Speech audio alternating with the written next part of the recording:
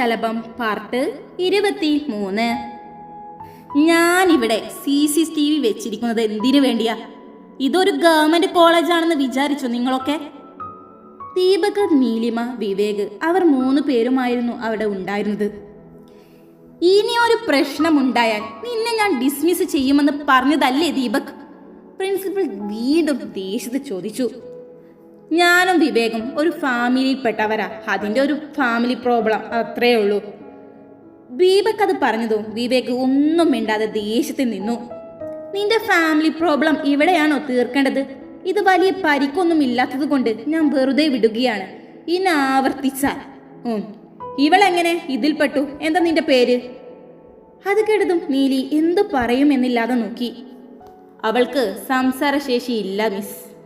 ദീപക് അത് സോഫ്റ്റായി പറഞ്ഞതും അത് കേട്ട് നീലിയും ഒന്ന് ഞെട്ടി. പക്ഷേ അവൾക്ക് സംസാരശേഷി ഇല്ല എന്ന് വിവേക് അറിയുന്നത് അപ്പോഴാണ്. അവൻ ഞെട്ടിധരിച്ചുകൊണ്ട് നീലിമയെ നോക്കി. എല്ലാവരും പോയിക്കോളൂ. ഓഫീസിൽ നിന്നും ഇറങ്ങിയതും ദീപക് അവന്റെ കൂട്ടുകാരെ കൂടെ അവിടെ നിന്നും ഒരു പുച്ഛത്തോടെ വിവേകിനെ നോക്കി കടന്നുപോയി. പക്ഷേ വിവേക് അപ്പോഴും ഞെട്ടലോടെ നീലിമയെ നോക്കുകയായിരുന്നു. നീലി ഓഫീസിൽ നിന്നും ഇറങ്ങിയ ഉടനെ വിവേകിനോട് എന്തോ പറയാൻ നിൽക്കുമ്പോഴാണ് അവരുടെ ഓപ്പോസിറ്റ് വരാന്തയിലൂടെ നടന്നു വരുന്ന ശ്രീകാന്തിനെ കണ്ടത്. കൂടെ തന്നെ ഗായത്രിയുമുണ്ട്.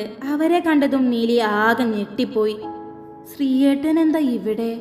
രാവിലെ ഒന്ന് വരിക പോലും ചെയ്യാത്ത ശ്രീയേട്ടൻ? അവൾ ഞെട്ടിധരിച്ചുകൊണ്ട് ആലോചിച്ചു. നീലി നീലി വിവേകിന്റെ വിളിയാണ് അവൾ ചിന്തയിൽ നിന്നും ഉണർന്നത്. അവൾ എന്താണെന്ന പോലെ അവനെ നോക്കി. എന്തു പറ്റി? ഇതെല്ലാം കണ്ടു പേടിച്ചോ? നീലി ഇല്ലെന്ന് തലയാട്ടി. പെട്ടെന്ന് പിന്നെ കാണാമെന്നും കൈകൊണ്ട് ആംഗ്യം കാണിച്ചുകൊണ്ട് നീലി മുന്നോട്ട് ഓടി. ഇവക്ക് പെട്ടെന്ന് എന്താ പറ്റിയേ? പാവം, സംസാരശേഷി ഇല്ലാത്തത് എന്താ എനിക്ക് ഇതുവരെ മനസ്സിലാവാതിരുന്നത്? എന്തൊക്കെയായാലും നീലി എൻ്റെ പെണ്ണ. എനിക്ക് വേണ്ടത് ആ മനസ്സ് മാത്രമാണ്. ഇനി ഇവൾക്ക് വേണ്ടി ഞാൻ ഇവിടെ പഠിക്കും. എൻ്റെ നീലിയെ എൻ്റെ അമ്മക്ക് മരുമോളായി കൊണ്ടുപോകും ഞാൻ. അവൾ ഓടിപ്പോകുന്നത് നോക്കി അവൻ മനസ്സിൽ വിചാരിച്ചു. നീലി ഓടിയെത്തുമ്പോൾ സ്റ്റാഫ് റൂമിൽ ഗായത്രിയുടെ കൂടെ തൊട്ടപ്പുറത്തിരുന്ന് പൊട്ടിച്ചിരിക്കുന്ന സ്ത്രീയെ കണ്ട് നീലി അത്ഭുതത്തോടെ നോക്കി. ആ ജനൽ വഴി അവൾ ഒരു ഞെട്ടലോടെ നോക്കി. പൊട്ടിച്ചിരിക്കുമ്പോൾ അവന്റെ മുഖത്ത് വിരിയുന്ന ആ നുണക്കുയി അവൾ ആദ്യമായിട്ടായിരുന്നു കാണുന്നത്. ഗായത്രി അവന്റെ ഒരു തോളിൽ കൈ വെച്ചിട്ടുണ്ട്. ഗായത്രി നല്ല സംസാരവുമായിരുന്നു. അതെല്ലാം കേട്ട് ശ്രീകാന്ത് പൊട്ടിച്ചിരിക്കുകയായിരുന്നു. അത് കാണുമ്പോൾ നീലി പോലും അറിയാതെ അവളുടെ കണ്ണുകൾ നിറയുന്നത് അവൾ അറിഞ്ഞു. ഗായത്രി മിസ് പറഞ്ഞതെല്ലാം ശരിയാണ്. ഞാൻ ശ്രീകാന്തിനെ ചേരില്ല. എന്തൊക്കെയോ ഞാൻ കൊതിച്ചു പോയി. എൻ്റെ ഭാഗത്താണ് തെറ്റ്. നീലി നിറമീയോടെ അവരെ നോക്കി നീലി ചിന്തിച്ചു. അവളുടെ കയ്യിൽ ആരുടെയോ ഒരു സ്പർശം വന്നതും അവൾ തിരിഞ്ഞു നോക്കി. സ്നേഹയും കൂടെ തന്നെ പാർവണയും അവിടെ നിൽപ്പുണ്ട്. അവരെ കണ്ടതും നീലി പെട്ടെന്ന് കണ്ണുകൾ തുടച്ചു. അവളെ ചേർത്ത് പിടിച്ചുകൊണ്ട് സ്നേഹ ചോദിച്ചു. നീലി ഒന്നുമില്ലെന്ന് തലയാട്ടി. നീ വാ, നമുക്കൊന്ന് സംസാരിക്കാം. സ്നേഹ അവളെ അവിടെ നിന്നും വിളിച്ചുകൊണ്ടുപോയി. അതെല്ലാം ദീപക് തൊട്ടപ്പുറത്തെ ബിൽഡിങ്ങിൽ നിന്നും കാണുന്നുണ്ടായിരുന്നു. അവന്റെ ചുണ്ടിൽ ഒരു ഗൂഢമായി പുഞ്ചിരി നിറഞ്ഞു നിന്നു. നീലി ഒന്നും മിണ്ടാതെ ഒരേ ഇരിപ്പ് തന്നെയാണ്. അവളുടെ കണ്ണുകൾ നിറയുന്നത് ഇടയ്ക്കിടയ്ക്ക് തുടക്കുന്നുണ്ട്. എന്താ നീലി ഇത്? ശ്രീയേട്ടൻ എന്തെങ്കിലും ഒരു ടെൻഷൻ കാണും, അതാവും രാവിലെ വരാത്തത്. സ്നേഹ അവളെ സമാധാനപ്പെടുത്തിക്കൊണ്ട് പറഞ്ഞതും. എന്ത് ടെൻഷനോ? ഇന്നലെ ഒരാവശ്യം പോലും ഇല്ലാതെ ഇവളോട് ദേഷ്യപ്പെട്ടു. എന്നിട്ടുണ്ടല്ലോ ഒന്ന് തിരിച്ചു വിളിച്ച് സമാധാനപ്പെടുത്തുക, അതുണ്ടോ? അതുമില്ല. എന്നിട്ട് ഇന്ന് വിളിച്ചു, വിളി കേൾക്കാത്ത പോലെ റൂമിലിരിക്കുക. എന്നിട്ടിപ്പോൾ പെട്ടെന്ന് കോളേജിലെത്തി. അതും ഇവൾ ഇവിടെ ഉണ്ടെന്ന് വന്നോ കണ്ടോ? ഇല്ല. എന്നിട്ട് ആ ഗായത്രി തള്ളയുടെ കൂടെ ചിരിയോടെ സംസാരിക്കുന്നു. ആർക്കായാലും പൊള്ളു. പാർവണ ദേഷ്യത്തോടെ പറഞ്ഞതും. എൻ്റെ പൊന്നു പാർവണ, നീ എരിത്തീയിൽ എണ്ണ ഒഴിക്കല്ലേ. ഞാനൊന്ന് ശരിയാക്കി എടുക്കട്ടെ ഇവളെ.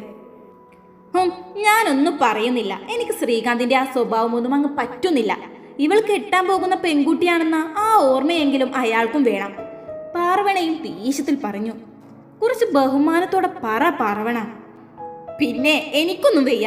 ഇവളുടെ ശ്രീകാന്തിനെ കാത്തു നിൽക്കുന്നോ അതോ ബസ്സിന് പോകുന്നോ? ഇവൾ വീട്ടിൽ പോയി ഒന്ന് തണുക്കട്ടെ, എന്നിട്ട് നമുക്ക് സംസാരിക്കാം. ഹരിയേട്ടൻ രാവിലെ പറഞ്ഞിരുന്നു വൈകുന്നേരം വരാമെന്ന്. ഹരിയേട്ടൻ്റെ കൂടെ പോകാം. നീലി ഒന്നും മിണ്ടാതെ ഒരേ ഇരിപ്പാണ് അപ്പോഴും. കോളേജ് കഴിഞ്ഞു വന്നത് മുതൽ നീലി ഡ്രസ്സൊന്നും മാറ്റാതെ ഒരേ ഇരിപ്പാണ്. കാലിൻ്റെ ഇടയിൽ തല ഒളിപ്പിച്ച് വെച്ച് മുടിയെല്ലാം അയച്ചിട്ട് അവൾ കിടന്നു. അവളുടെ മനസ്സിലൂടെ ഗായത്രി പറഞ്ഞ കാര്യങ്ങൾ ഓടിക്കൊണ്ടേയിരുന്നു. അതെല്ലാം ഓർക്കും തോറും അവളുടെ കണ്ണുകൾ നിറഞ്ഞുകൊണ്ടേയിരുന്നു. എന്തുകൊണ്ടാണ് എന്നോടിപ്പോൾ ഒരകലം പാലിക്കുന്നത്? എന്നെ വേണ്ടെന്ന് തോന്നിക്കാണുമോ? ഞാൻ കാരണം തന്നെയാണോ? അവളുടെ മനസ്സിൻ്റെ ഭാരം കൊണ്ട് അവളും തളർന്നു പോവുകയായിരുന്നു. ഇതെല്ലാം മുത്തശ്ശിയും മുത്തശ്ശനും ശ്രദ്ധിക്കുന്നുണ്ടായിരുന്നു. എപ്പോഴോ മുറിയിൽ വന്ന അവർ കാണുന്നത് ഇങ്ങനെ ഇരുന്ന് ഉറങ്ങിയ നീലിയെയാണ്. അവളെ നേരെ കിടത്തി ഒന്ന് പുതപ്പിച്ചുകൊണ്ട് അവർ പുറത്തേക്ക് പോയി. നമുക്ക് തെറ്റ് പറ്റിയോ ഏട്ടാ? കുഞ്ഞ് നന്നായി വേദനിക്കുന്നുണ്ട്. ശ്രീമോനെ ഒന്ന് കാണണം നാളെ.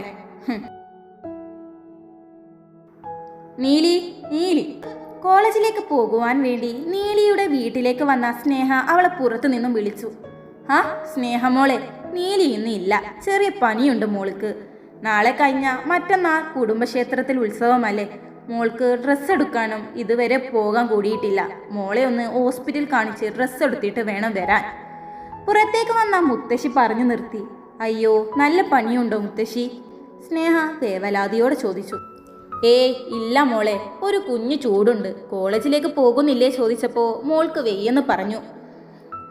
എന്നാ ഞാൻ കോളേജിലേക്ക് പോയി വന്നിട്ട് കാണാം. ടൈം വൈകി. ഇനി ഞാൻ വീട്ടിലേക്ക് പോയി നോക്കട്ടെ, ഹരിയേട്ടൻ്റെ കൂടെ പോകാം. സ്നേഹ അത് പറഞ്ഞതും മോള് പോയി വാ. സ്നേഹ അവിടെ നിന്നും പോയതെല്ലാം നീലി ജനൽ വഴി കാണുന്നുണ്ടായിരുന്നു. അവൾക്ക് ആരെയും കാണാൻ താല്പര്യമേ ഇല്ലായിരുന്നു.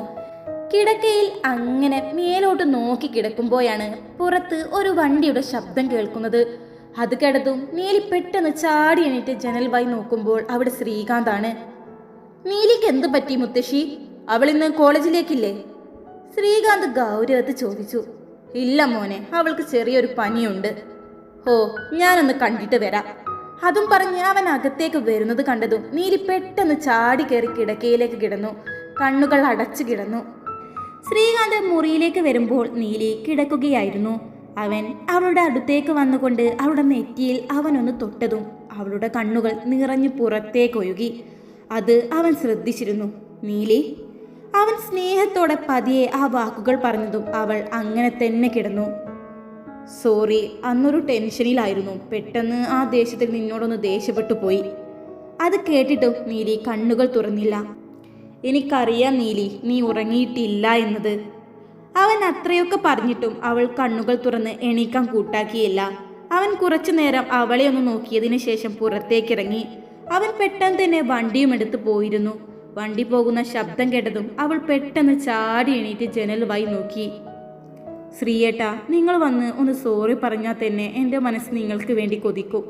ഇത്രയും നേരം തോന്നിയ ദേഷ്യമെല്ലാം ആയും. ഞാൻ എന്താ ഇങ്ങനെ ആയത്? അതും ആലോചിച്ച് ആ ജനൽ വഴി അങ്ങനെ നോക്കി നിന്നു.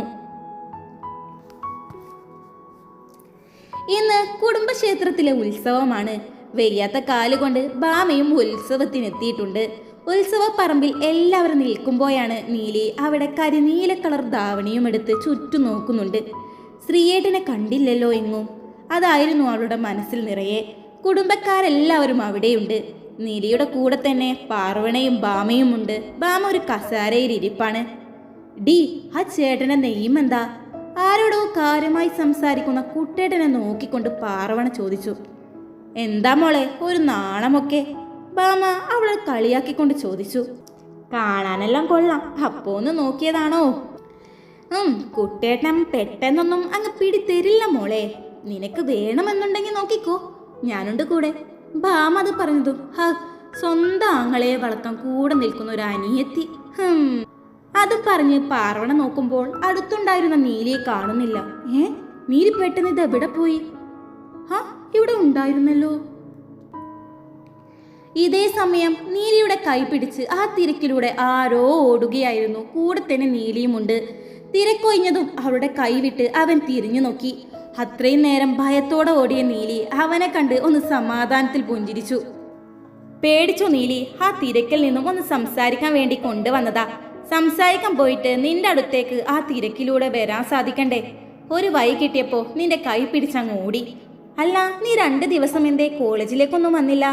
ബാമയോട് മെസ്സേജ് അയച്ച് ചോദിച്ചപ്പോഴാണ് ഇന്നാണ് ഉത്സവം എന്നറിഞ്ഞത്. അപ്പൊ ഇങ്ങ് വന്നു. ഒന്ന് കണ്ടിട്ട് പെട്ടെന്ന് പോകാമെന്ന് വെച്ചു. ആ കിതപ്പിൽ തന്നെ ചിരിയോടെ വിവേക് പറഞ്ഞു നിർത്തി. അവന്റെ സംസാരം കേട്ട് നീലിയും ഒന്ന് പുഞ്ചിരിച്ചു. ഉത്സവത്തിന് വന്നിട്ട് എന്തെങ്കിലും ഒരു സമ്മാനം നൽകാതെ പോകുന്നത് ശരിയാണോ? അതും പറഞ്ഞ് വിവേക് നീല കുപ്പിവളകൾ അവൾക്ക് നേരെ നീട്ടിയതും അവൾ ഞെട്ടിക്കൊണ്ട് അവനെ നോക്കി. ഞാൻ നിന്നെ വന്നപ്പോൾ തന്നെ കണ്ടിരുന്നു. നിന്റെ കയ്യിൽ വളകളൊന്നുമില്ലെന്ന് കണ്ടപ്പോൾ വാങ്ങിച്ചതാ. ഇഷ്ടമായോ? നീലി സന്തോഷത്തോടെ തന്നെ അതേ എന്ന് തലയാട്ടി. അവളത് വാങ്ങി. കയ്യിലിട്ടോ നീലി, നല്ല ഭംഗിയുണ്ടാവും. അത് കേട്ട് അവളൊന്ന് പുഞ്ചിരിച്ചുകൊണ്ട് അവളുടെ കയ്യിലേക്ക് വളകളിട്ടു. വിവേക് വളരെയധികം സന്തോഷത്തിലായിരുന്നു അത് കണ്ടത്. പക്ഷേ ഇതെല്ലാം ശ്രീകാന്ത് കാണുന്നുണ്ടായിരുന്നു. നീലിയെ അന്വേഷിച്ച് ശ്രീകാന്ത് വരുമ്പോൾ വിവേക് നീലിക്ക് നൽകിയ ആ വളകൾ നീലി കയ്യിലേക്ക് ഇടുന്നത് കണ്ടതും ശ്രീകാന്ത് അവന്റെ കയ്യിലുള്ള കുപ്പിവളകൾ ദേഷ്യത്തിൽ മുറുകെ പിടിച്ചു. അതെല്ലാം പൊട്ടി അവന്റെ കയ്യിൽ മുറുകിയായിരുന്നു. രക്തവും വന്നിരുന്നു. അവൻ ദേഷ്യത്തിൽ അവിടെ നിന്നും തിരിഞ്ഞു നടന്നു. എന്നാ നീലി, ഞാൻ പോകുകയാണ് കേട്ടോ. എനിക്ക് വീട്ടിൽ പോയിട്ട് കുറച്ച് ജോലിയുണ്ട്.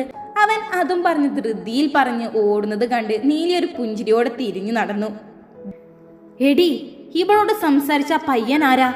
അച്ഛന്റെ സ്വഭാവം മോൾക്കും ഉണ്ടാവാതെ നിൽക്കില്ലല്ലോ അല്ലേ? ആദ്യത്തെ അമ്മായിയായ സഞ്ജിത്തിന്റെ അമ്മ പറഞ്ഞതും എനിക്കും തോന്നുന്നുണ്ട്. കണ്ടോ പുഞ്ചിരിയോടെ ആ വളയും വാങ്ങി പോകുന്നത്? അതും പെട്ടെന്ന് അവളെ കണ്ട് വളയും വാങ്ങി നൽകിയിരിക്കുന്നു. ഇത് സംശയിക്കേണ്ടതാണ്. ഇതെല്ലാം കണ്ടുകൊണ്ട് നിന്ന അമ്മായിമാർ അത് പറഞ്ഞു നിർത്തി. തുടരും.